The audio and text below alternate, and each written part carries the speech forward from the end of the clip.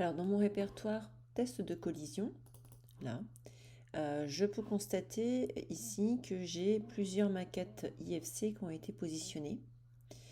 Et je peux également constater qu'il y a la présence d'un fichier particulier en extension TBP qui va me servir de fichier ici de gestion de conflit. C'est ce qu'on appelle notre project data. Donc si je clique simplement dessus, j'ouvre donc le fichier project data dans lequel je retrouve toutes les maquettes qui sont présentes dans mon répertoire. Je peux donc rendre visible par exemple la maquette qui correspond au fluide eau usée, aux vannes de mon bâtiment ici.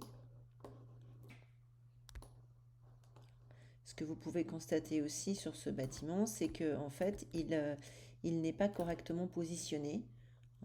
Le bâtiment, la maquette plutôt, cette maquette-là, qui est ma maquette fluide, elle est désaxée par rapport à mon bâtiment.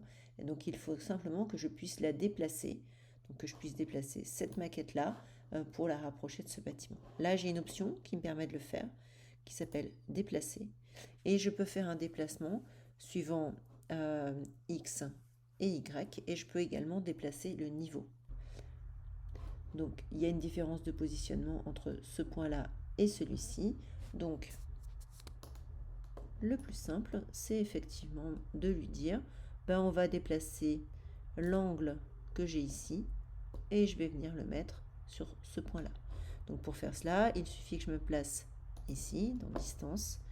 Je viens montrer ce premier point et je lui indique le vecteur de déplacement. Alors, hop, en lui indiquant le point vers lequel je souhaite me rapprocher. Donc voilà, les deux maquettes sont ainsi calées. Donc maintenant tout va bien, je peux fermer ce déplacement et hop, j'ai donc ma maquette sur laquelle je vois mes réseaux, alors qui passent bien entendu sous la dalle basse, enfin sous le dallage, et qui remontent dans mon bâtiment.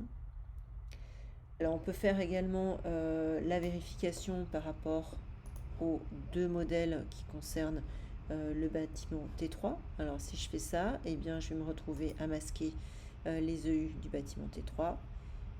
Je prends donc les éléments du bâtiment T4. Je clique sur afficher. Et là, je vois qu'ils sont encore plus décalés, puisqu'ils sont vraiment à l'extérieur du bâtiment.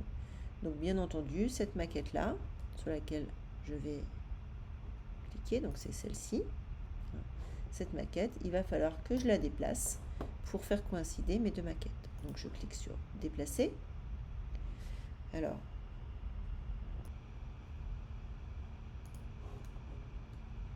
je déplace donc ce point et je le ramène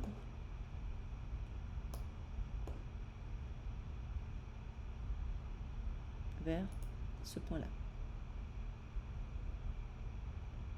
Alors vous voyez que c'est pas tout à fait exact parce que j'en ai une qui est décalée par rapport à l'autre. Il y a une rotation entre les deux. Donc pareil, je peux lui demander de faire pivoter la maquette. Alors comment je peux faire ça? Je dis faire pivoter. Je vais lui donner l'origine. L'origine, c'est le point qui est en bas. Tac. Voilà. Je lui dis je vais prendre ce point-là et je veux que ce point-là soit ramené, je vais zoomer un petit peu pour mieux voir, sur cet angle-là. Et voilà, là, j'ai aligné les deux. Et donc, mes deux maquettes, maintenant, sont, je pense, parfaitement alignées. Oups, pardon. Les deux maquettes doivent être parfaitement alignées l'une par rapport à l'autre. Voilà. Voilà, et donc je vois mon réseau à l'intérieur, mon réseau de fluide. Je vais lui mettre une autre couleur peut-être à ce réseau. Je vais lui mettre une couleur violette pour qu'on le voit bien. Voilà. Et si maintenant je fais la collision entre ce fichier-là et ma maquette structure, je vais donc créer une nouvelle règle. Alors, que je vais appeler structure Villa T4. Voilà. Je prends ma maquette structure et ma maquette qui correspond à la VMC du bâtiment T4, j'enregistre les modifications et puis je lance simplement le calcul des collisions.